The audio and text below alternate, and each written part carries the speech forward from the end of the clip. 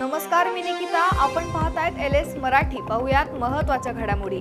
उपमुख्यमंत्री सुनेत्र पवार आज बारामती दौऱ्यावर. संत तुकाराम महाराजांची पालखी बारामतीत दाखल होणार. सुनेत्र पवारांकडून पालखी सोहळ्याचं स्वागत करण्यात येणार. 30 जुलैपूर्वी शेतकऱ्यांची कर्जमाफी होईल. टॅक्स भरणाऱ्या शेतकऱ्यांना कर्जमाफी नाही, दत्तात्रय भरणे यांचं वक्तव्य. अकोला जिल्ह्यातील मूर्तिजापूर तालुक्यातील मलकापूर गावात पावसाळ्यातही पाण्यासाठी भटकंती. विकासाच्या दाव्यांवर आदिवासी ग्रामस्थांचा संताप. बीडच्या केस तालुक्यातील बनकरंजा येथील पुलाच्या निकृष्ट कामाचे व्हिडिओ व्हायरल. अहवाल तयार करून ठेकेदारावर कारवाई करण्याची नागरिकांची मागणी. डहाणूच्या वरोती येथे खासगी जमीन मोजणी दरम्यान पोलिसांकडून आदिवासींना मारहाण, धक्काबुक्की केल्याचा व्हिडिओ समोर. नाशिक ग्रामीण पोलिसांची मोठी कारवाई. पिंपळगाव बसवंत टोल नाक्यावर 535 किलो गांजा जप्त.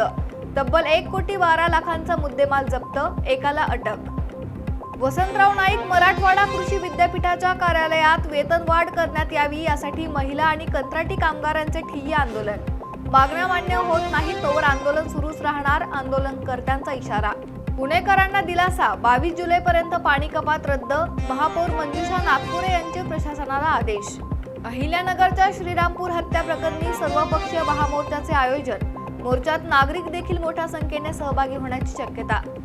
यवतमाळच्या पुसदमधील खंडाळा घाटात एसटीला भीषण आग. आगीत एसटीचा समोरील भाग खाक. एसटीमधील 43 प्रवासी थोडक्यात बचावले. सुदैवाने कोणतीही जीवितहानी झालेली नाही.